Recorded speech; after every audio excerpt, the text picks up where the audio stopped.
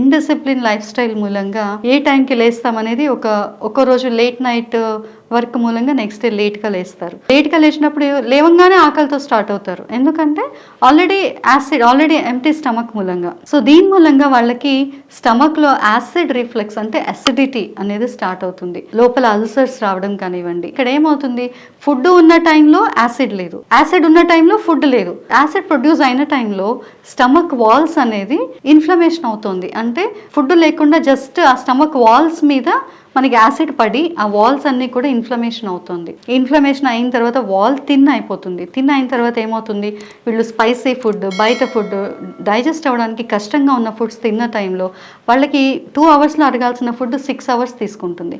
But 6 hours food లోపలే ఉంది, but still మనం మళ్ళీ 2 అవర్స్కి మళ్ళీ మీల్ ఇస్తున్నాం. ఆల్రెడీ ఓల్డ్ ఫుడ్ డైజెస్ట్ లేదు, దానిపైన మళ్ళీ ఫుడ్ ఇస్తున్నాం. Too much of load.